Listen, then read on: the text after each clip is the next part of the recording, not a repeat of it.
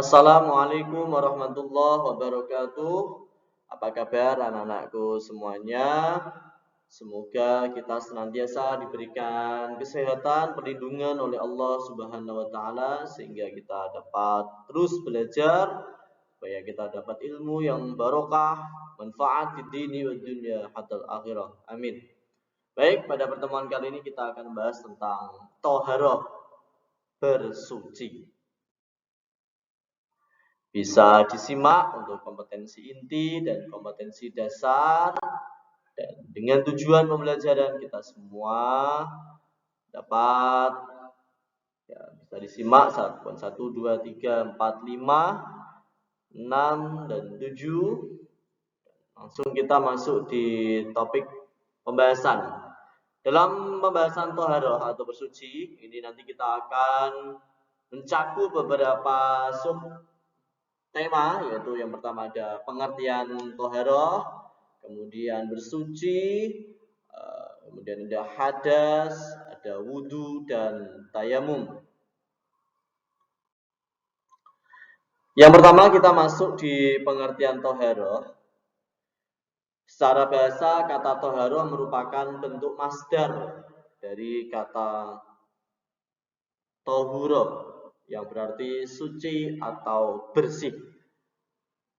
Sementara menurut istilah, thaharah adalah bersuci atau membersihkan dari segala sesuatu yang menjadikan diperbolehkannya mengerjakan ibadah sholat, tawaf, dan membaca Al-Quran. Macam-macam bersuci. Secara umum para ahli fikih membagi thaharah atau bersuci menjadi dua, yaitu bersuci dari hadas dan juga bersuci dari najis. Dilihat dari sifatnya bersuci, jadi ada dua pembagian ya. Secara umum para ahli fikih membagi thaharah atau bersuci menjadi dua, yaitu bersuci dari hadas dan najis. Dilihat dari sifatnya, bersuci dibedakan menjadi dua, yaitu bersuci yang bersifat lahiriah dan bersuci yang bersifat batiniah. Bersuci yang bersifat lahiriah yaitu membersihkan badan, pakaian, dan tempat tinggal dari segala kotoran atau najis. Jadi untuk membersihkan badan, pakaian, dan tempat tinggal dari segala kotoran atau najis yang kita bahas nanti. Dan sedangkan bersuci yang bersifat batiniah adalah membersihkan jiwa atau hati dari segala kotoran yang berupa segala dosa, kemudian maksiat seperti syirik, takabur, dan hasud. Saya ulangi ya, intinya pembahasan kita apa? Untuk pembagian bersuci itu dibagi menjadi dua. Yang pertama lahiriah, yang kedua adalah batiniah. Kalau lahiriah itu bersuci dari hadas dan najis. Kalau batiniah membersihkan hati dan jiwa dari dosa, kemudian maksiat seperti syirik, takabur, sombong, kemudian iri dengki, dan yang lain. Baik, alat-alat bersuci. Alat-alat bersuci yang pertama, apa yang bisa digunakan untuk bersuci? Yang pertama adalah yang paling utama ini adalah air,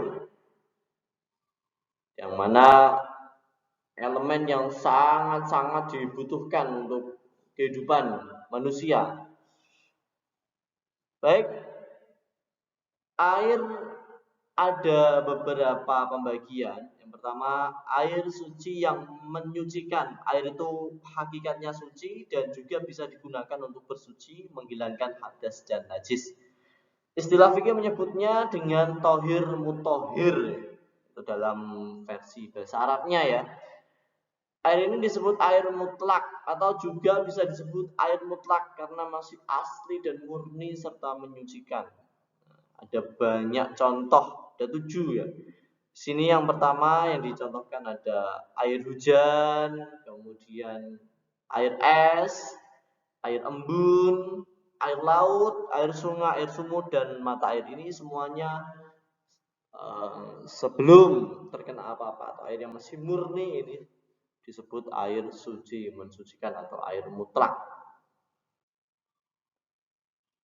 Yang kedua ada air suci dan tidak menyucikan, yaitu air atau zatnya yang suci tetapi tidak sah digunakan untuk bersuci. Kalau tadi kan air suci dan bisa digunakan untuk bersuci.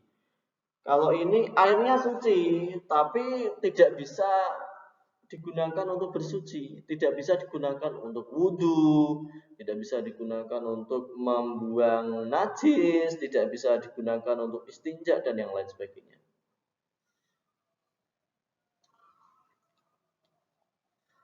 Yaitu air suci yang telah dicampur dengan benda suci lainnya hingga berubah salah satu sifatnya seperti air teh, air kopi. Airnya awalnya suci, tapi suci mensucikan, tapi karena kemudian digunakan dicampur dengan teh, kemudian air ini hukumnya yang semula suci mensucikan berubah menjadi suci tapi tidak mensucikan. Yang kedua, air mustakmal, yaitu air sedikit atau kurang dari 2 kula atau kurang dari 216 liter, tapi sudah digunakan untuk bersuci. Walaupun tidak berubah sifatnya. Contoh, wudhu, kemudian tetesan air wudhu ini kemudian diambil lagi, ini namanya air mustakmal. Yang selanjutnya ada air pohon-pohonan seperti air kelapa. Kemudian ada air mutanajis, air yang terkena najis. Nah, ini masuknya di air yang najis ya. Bukan air ini tidak suci ya. Tapi air musyammas atau air yang menjadi panas seperti di sini hukumnya makruh. Oke, kita bahas lagi di air mutanajis. Air mutanajis yaitu air yang terkena najis. Contoh, ini ada 2 ya.